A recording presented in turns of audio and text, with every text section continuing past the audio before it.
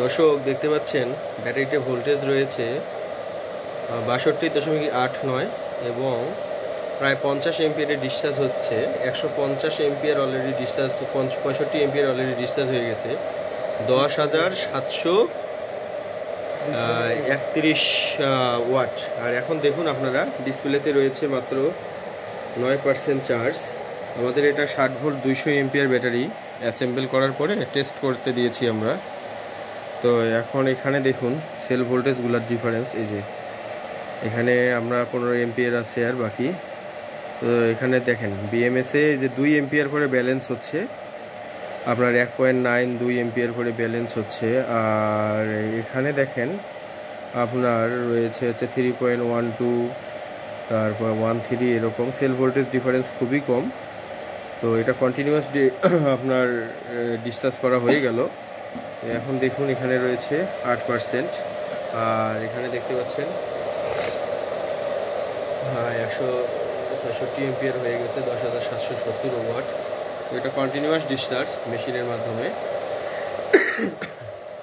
এটা অনেক high discharge রেটের মেশিন। আসলে এরকম করে আমরা ফাইনাল টেস্টগুলো করে থাকি যে একটা ব্যাটারির কীরকম কোয়ালিটি থাকলে কন্টিনিউয়াসলি আপনার 50 এমপিয়ার রেটে ডিসচার্জ করে আমরা 166 এমপিয়ার পেয়েছি। আরও আছে, তো দেখা যাক কোন পর্যন্ত যায়।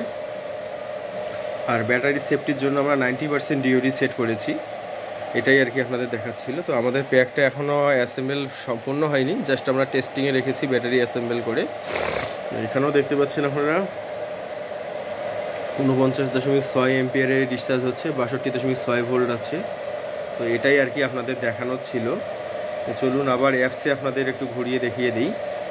এই যে ব্যাটারি ভোল্টেজ খুব ভালোই রয়েছে, 3.128 করে, কারণ এটা কন্টিনিউয়াস ডিসচার্জ হচ্ছে। দর্শক দেখতে পাচ্ছেন এখানে আপনার 2 এমপিয়ার রেটে ব্যালেন্স হচ্ছে। এটা জেকে বিএমএস ইউজ করা হয়েছে এখানে আপনার 60 ভোল্ট অর্থাৎ 8-24S এর যে 200 এমপিয়ার বিএমএসটা 2 এমপিয়ার অ্যাক্টিভ ব্যালেন্সিং যুক্ত, এটা একটা বড় বোরাক গাড়িতে যাবে।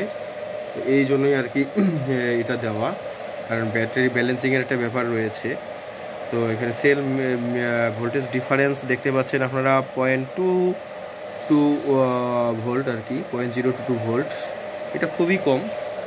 তো দেখা যাক কত দূর আমাদের ফাইনাল টেস্টে চলে আসে ব্যাটারিটা, এটাই দেখার ছিল আর কি।